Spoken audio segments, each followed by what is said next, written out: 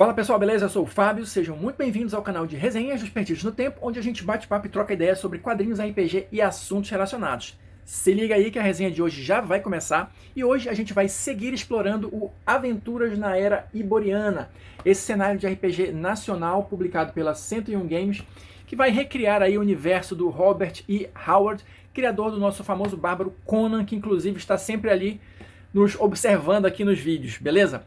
Eu vou deixar aqui no card a nossa playlist exclusiva do Aventuras na Era Iboriana, para você que chegou agora, não se inscreveu ainda no canal, se quiser acompanhar desde o início, para você que perdeu algum vídeo, ou mesmo você que já viu todos, se quiser refrescar a memória com alguma coisa antes da gente seguir a viagem, tá aí a oportunidade, beleza? Mas olha só, hoje, para quem tá ligado no movimento, a gente vai começar o capítulo 5, que vai tratar de feitiçaria.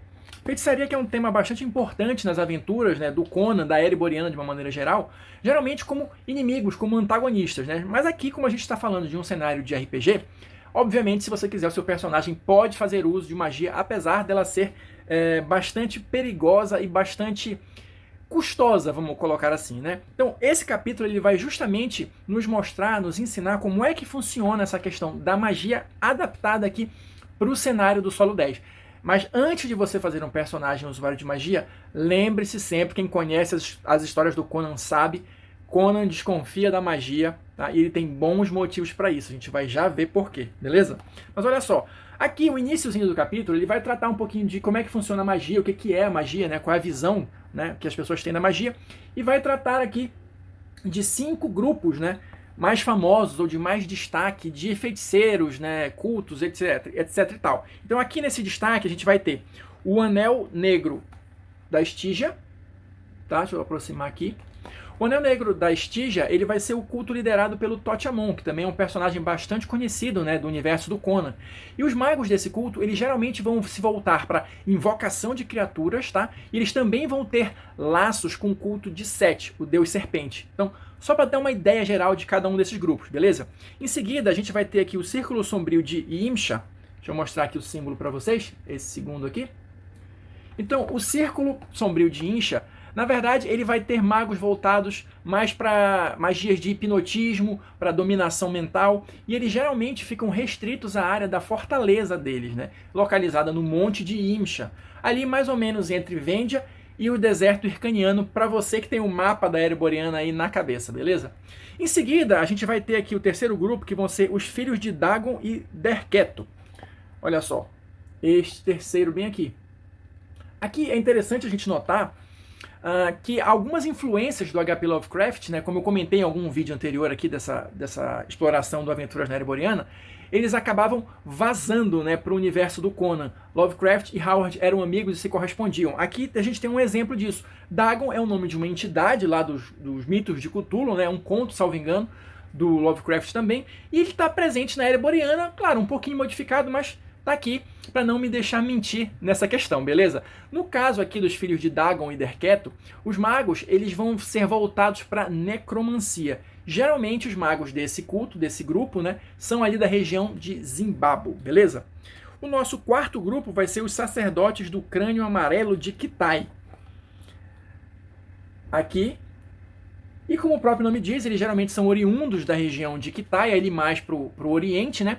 E eles vão trabalhar com rituais, com sacrifício humano, aquele coisa bem cerimonialista mesmo e tal, e também fazer uso de diversos tipos de lotos, né? Quem está familiarizado com as histórias do Conan sabe que a gente vai ter ali lotos negra, lotos púrpura, vermelha, vários tipos de plantas, né, que vão ter diferentes efeitos. A gente vai comentar um pouquinho disso também mais na frente no vídeo, beleza? E o nosso último grupo aqui seriam os sacerdotes do culto imortal da Hiperbórea, também, né, oriundos da região ali da Hiperbórea. E esses sacerdotes, eles na verdade eles vão funcionar meio que como vampiros de energia, algo nesse sentido. Porque qual é o lance deles? Eles tomam a energia vital das pessoas para aumentar o nível de poder deles, tá? E também para aumentar a longevidade.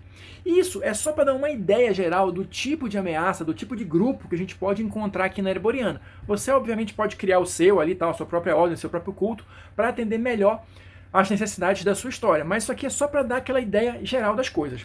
Em seguida, a gente vai ter aqui, olha, como é que funciona mecanicamente a questão da magia, tá? E é bastante simples, você vai fazer o teste, né, envolvendo um atributo, que pode variar aí de acordo com o feitiço que você está lançando, mais a habilidade feitiçaria.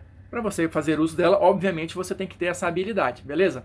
E também cada uso de magia vai envolver um gasto de pontos de força de vontade.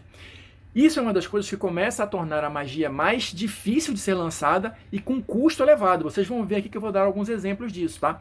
Mas não é só isso. Então, além de tudo isso que eu já falei até agora, você vai precisar também, às vezes, gastar pontos, ou melhor dizendo, ganhar pontos de loucura ou de fome, tá? A gente comentou um pouco sobre loucura e fome no vídeo passado, salvo engano. Então, eles estão envolvidos aqui também na questão da magia, para simbolizar o quanto é difícil e quão exigente é com o corpo, o próprio corpo do mago, o ato de lançar magias, né? Então, isso vai estar envolvido aqui nos custos. Em seguida, a gente vai ter aqui o aprendendo a feitiçaria. Tá? Como é que funciona isso, basicamente? Se você ainda assim insiste em fazer um personagem usuário da magia, saiba que o seu número de feitiços inicial vai ser a quantidade que você tiver no atributo mente, tá? E o resto você vai comprar com experiência. Então, se você faz um mago, por exemplo, com atributo mente 5, você vai ter 5 feitiços iniciais.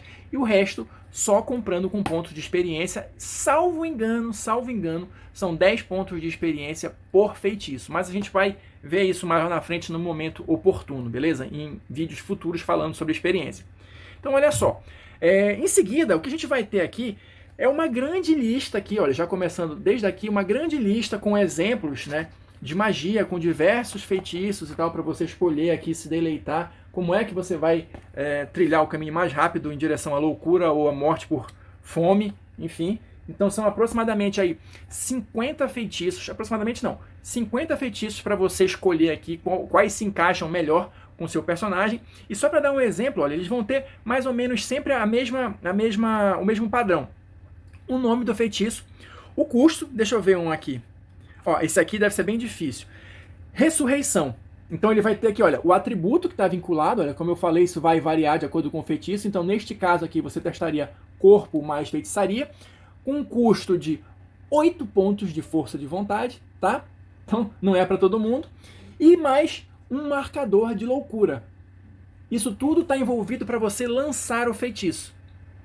E aí você vai ter o efeito aqui descrito e tudo mais, mas geralmente é isso. Então você vai ter feitiços, olha, como por exemplo esse aqui, mente, para você, línguas, melhor dizendo, vai ser ligado ao atributo mente, já com um custo menor, de 3 pontos de força de vontade, né? Que lhe permite falar outras línguas, etc e tal. E esse aqui não gera teste de loucura nem fome. Ou seja, você vai ter aqui uma mistura de todas essas características que eu falei no início para compor diferentes tipos de feitiços, com custos variados, com atributos vinculados variados, né? Alguns vão te exigir ponto de loucura, outros de fome, outros nenhum dos dois. Enfim, tem uma série de situações aqui, uma série de feitiços para você escolher.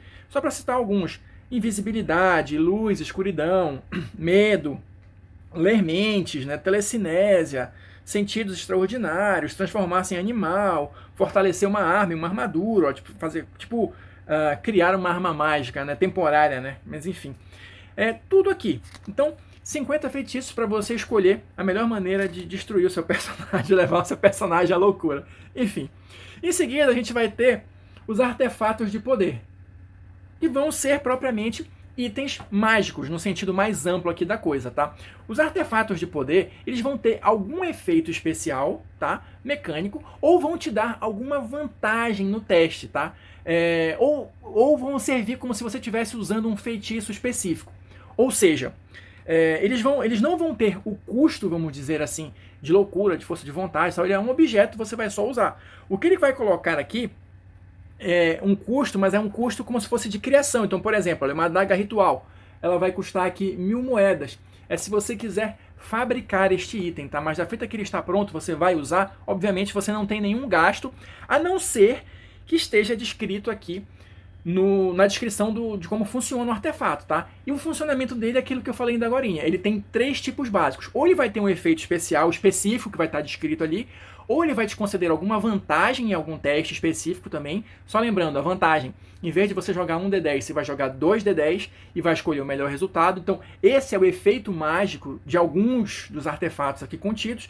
E também tem o terceiro efeito, que é como se você estivesse usando um feitiço específico, mesmo sem ser mago e sem ter que pagar os custos de força de vontade, fome, loucura, enfim. Aqui a gente vai ter também, olha só, os tipos de Lotus que eu tinha falado antes, olha. Cada um aqui, vários tipos, cada um com a sua descrição. Então você vai ter a Lotus amarela, que vai causar um sono profundo, Lotus cinza, que causa uma loucura assassina, Lotus dourada, curar qualquer doença, a Lotus negra, que tem diferentes tipos de uso, né? Enfim, você vai ter aqui 26 artefatos para dar uma ideia geral aqui do que é possível fazer nesse cenário de feitiçaria do Aventuras na Ereboriana.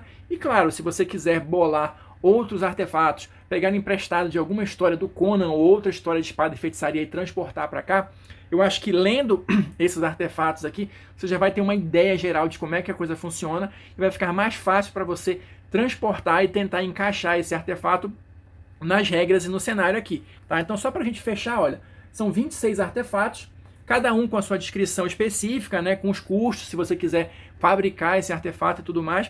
Mas enfim, esse é um capítulo bem curto, bem direto, né, mas eu acho que deu para ter uma ideia assim, né, básica de como é que funciona esse universo da feitiçaria e, mais importante, do quão exigente, né, a magia é com os seus usuários. Porque assim, vamos lá, você tem uma magia que precise de 8 pontos de força de vontade para usar, e tem umas que tem 5, eu acho que a média vai por aí, de 4 a 5. Que também é um custo elevado, né? Eu dei uma olhada aqui no livro, tem alguns personagens que são xamãs, por exemplo, que tem força de vontade 12.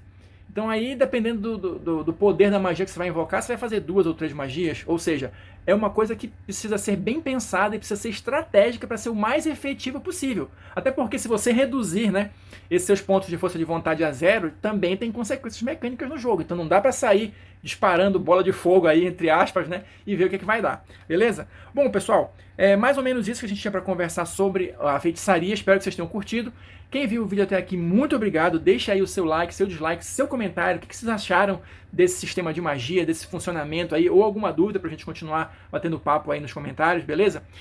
No próximo vídeo a gente vai abordar tropas e combates em massa, tá? Mas eu vou ficando por aqui. Não deixa de conferir as sugestões que vão aparecer aqui no finalzinho e a gente se encontra na próxima resenha.